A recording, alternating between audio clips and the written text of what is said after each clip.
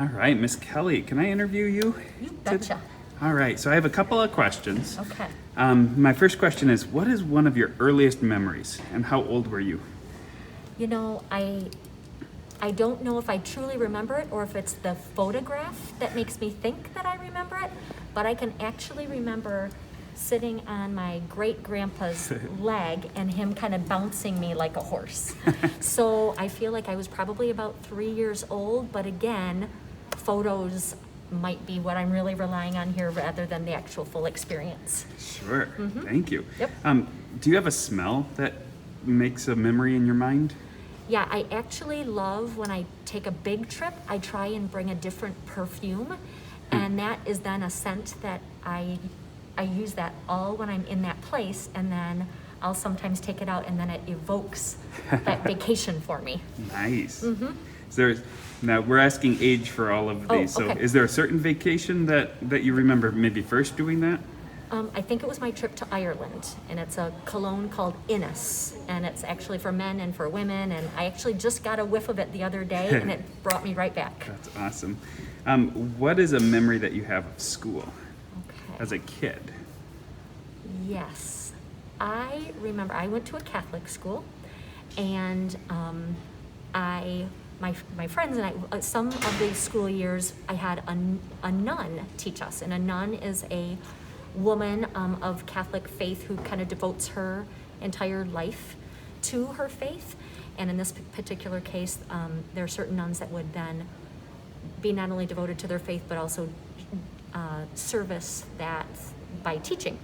And so we would have nuns some years in school. And so my third grade teacher was a nun, and I remember with my girlfriends, we would want to look like her. And nuns wear this thing called a habit that goes over their head. And so we would pull our sweaters up and over our heads and wear it. And we would, because we'd want to be just like Sister Virginess. So Nice. I remember that in third grade, so I would have been 8 years old. Nice. Did you ever have a nickname, and who called you that? Ooh, I did. It was Spaz. And that was in high school from my basketball teammates, just because I had a lot of energy on the basketball court. So that was when I was probably a sophomore in high school, so maybe 15 years old. Cool. And then, what is one place that makes, or where you were really happy? I just love traveling, so I can be almost anywhere else and be pretty happy learning about a place, and hopefully meeting someone who lives in that place and can tell me something about what it is like to live there, not just look on my phone and see what the ads say. I like to hear from the people that live there. Is that mostly as an adult then? Mostly as an adult, All yep. right. And what was something that you kept for a long time, or that you wish that you kept, and why? Oh dear. I'm gonna go back to probably photographs, just because, you know, before probably the year 2000, most of us had cameras that printed pictures, and I don't think I kept those that well, and I really rely on photos for my memories.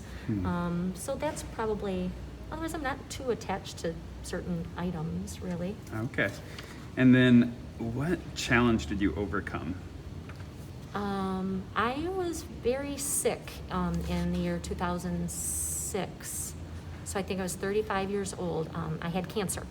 And so that took a couple years to just really get back to feeling really normal and healthy. But I had great doctors and a great treatment plan, and it all worked out great.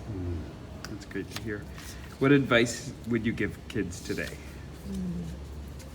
My advice would be, if you can be, my dad says this to my son, never give up the chance to be nice. So if there's just a chance to see someone who maybe just dropped their things, you know, pick them up. Or if you see someone maybe who's feeling lonely, just say hi. You might not even have to ask them to do something, but just say hi. So never give up a chance to be able to be nice to someone. That's great. Thank you so much. Yep.